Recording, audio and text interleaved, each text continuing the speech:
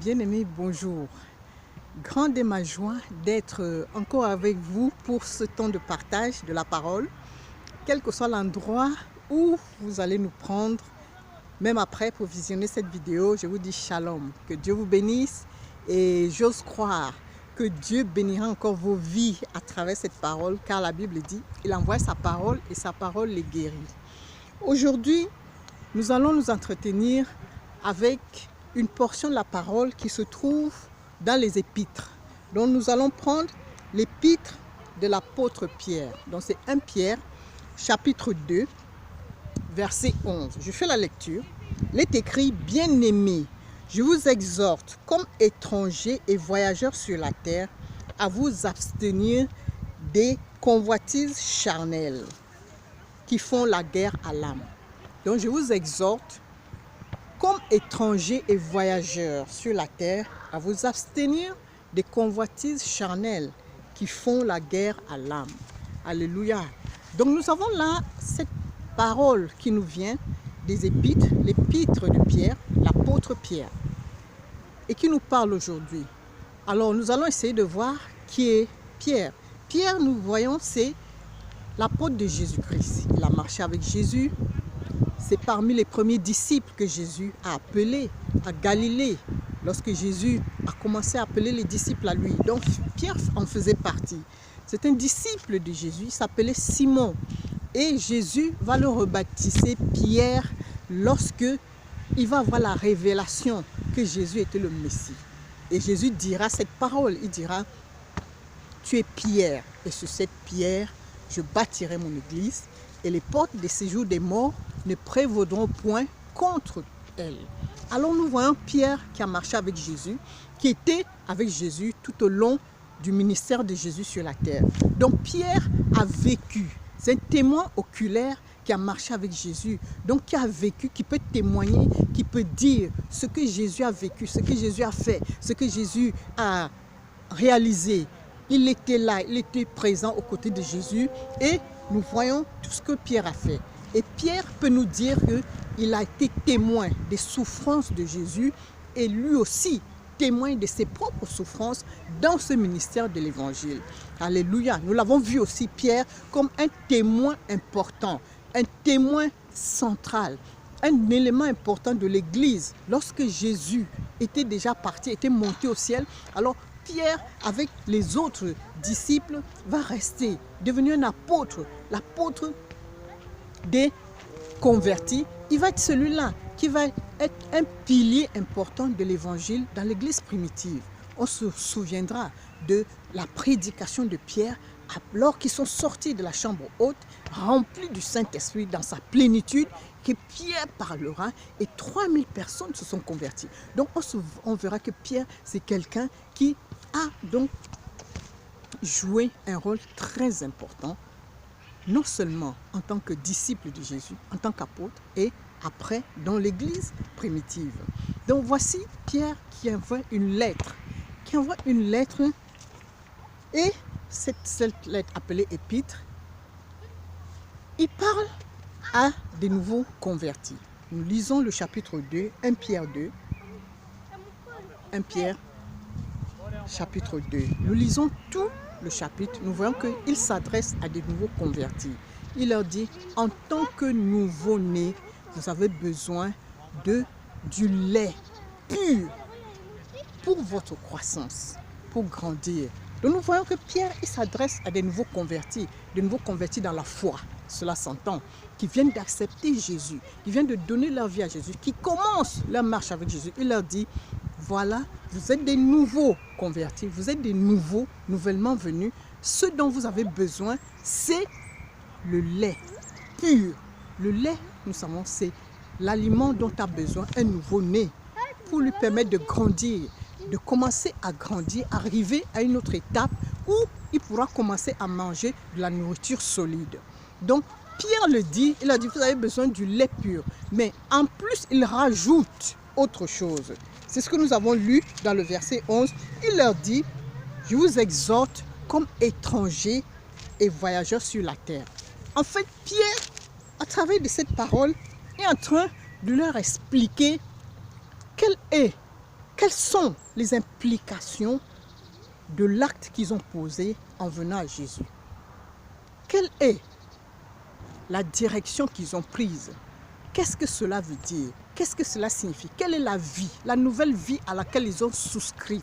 À quoi ils ont adhéré? Donc Pierre est en train de leur expliquer, alors de leur poser les fondations, afin qu'ils sachent bien, que cela soit clair dans leur esprit, ce à quoi ils se sont engagés. Il leur dit, écoutez, vous venez d'accepter Jésus, ça vous avez fait le meilleur choix qui vous soit arrivé depuis que vous soyez né, c'est celui-là, d'avoir accepté Jésus. C'est le choix de la vie.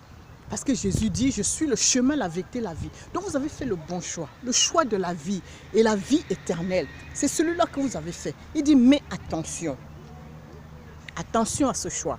Parce que dans ce choix, moi j'y suis. Dans ce choix, j'y suis, et j'y ai été avec Jésus. Et j'ai vu Jésus souffrir. J'ai vu Jésus endurer les souffrances, les tribulations. Nous avons souffert. Dans cette vie chrétienne, nous souffrons. Jésus a souffert, je l'ai vu, j'ai été témoin. Moi aussi qui vous parle, j'ai souffert. Et vous aussi, vous allez souffrir.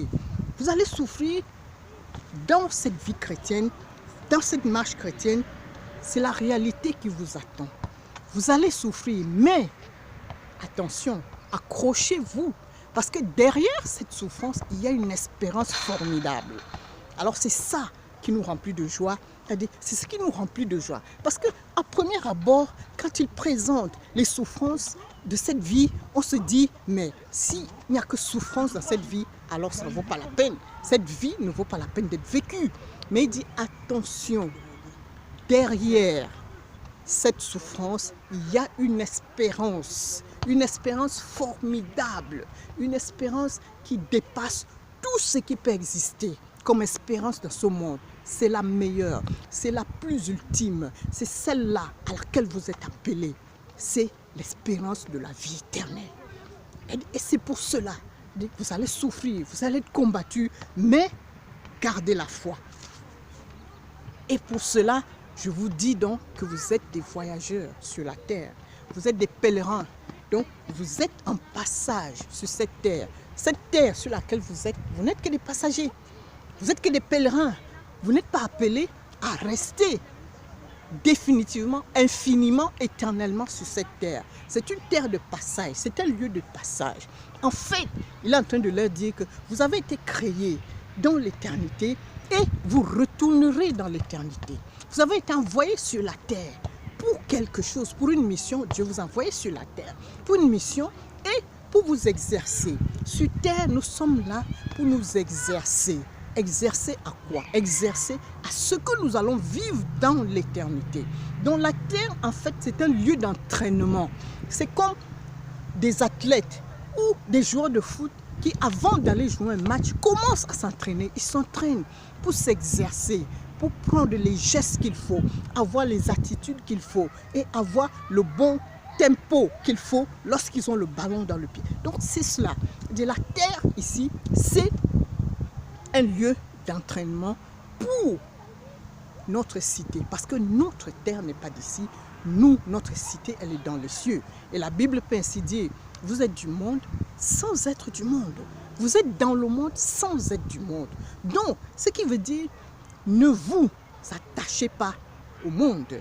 D'ailleurs, la partie B du verset le dit bien. Il dit, bien-aimés, je vous exhorte, comme étrangers voyageurs sur la terre. Partie A du verset.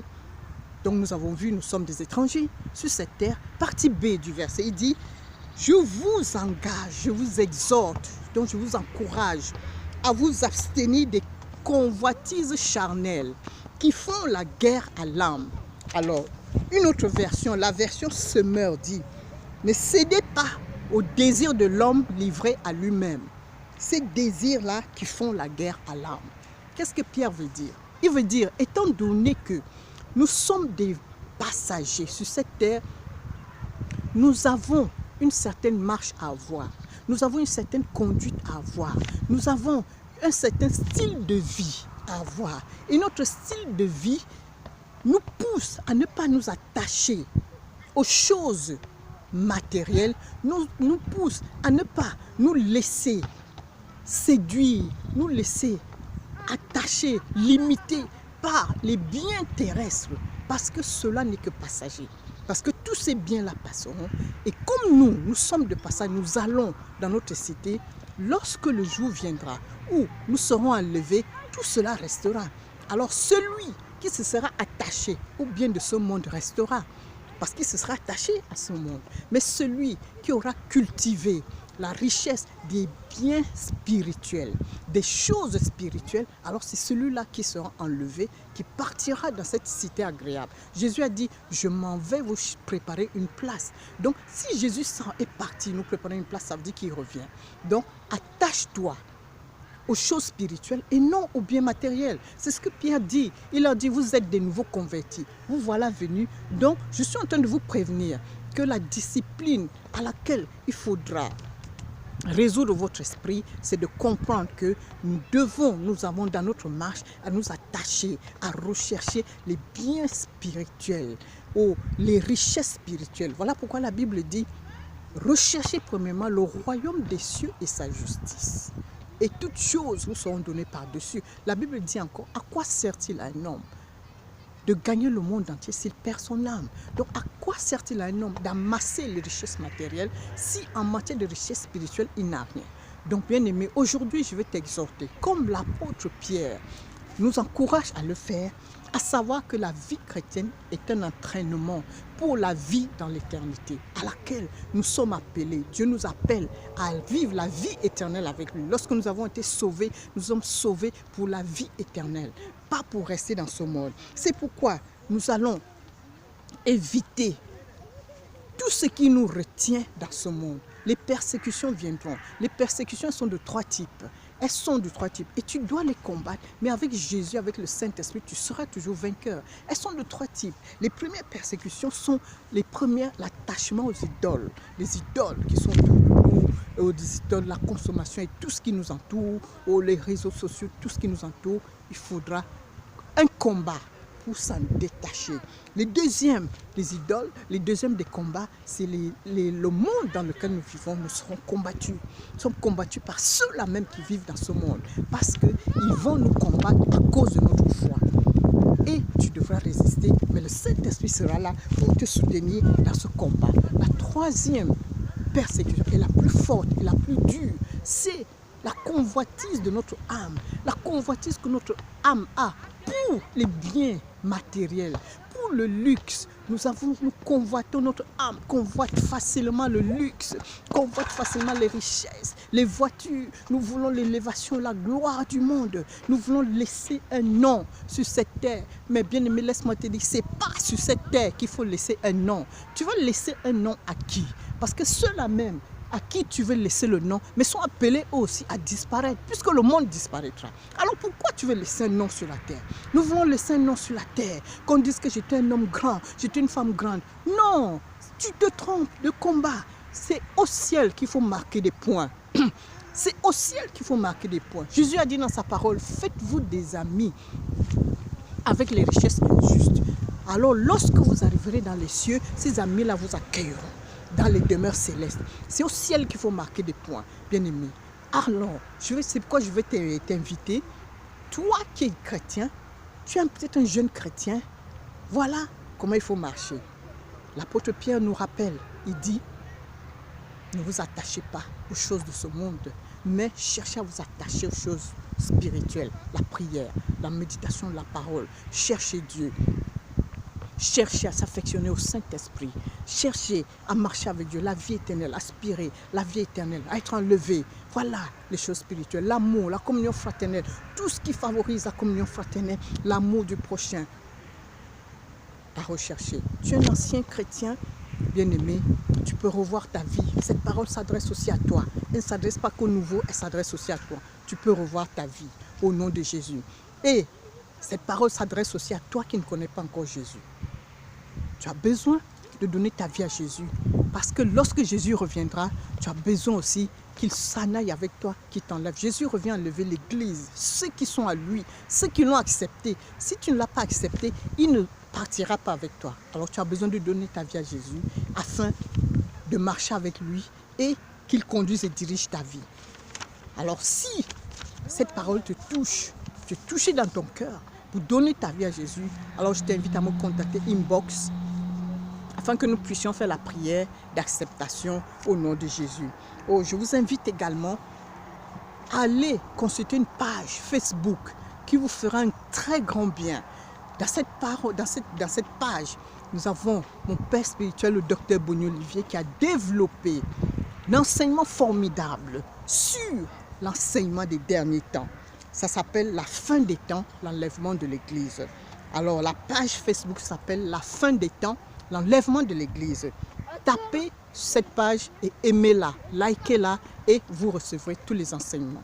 Que Dieu nous bénisse, je vous aime et je vous donne rendez-vous à très bientôt. Restez connectés, on est ensemble, Jésus revient bientôt.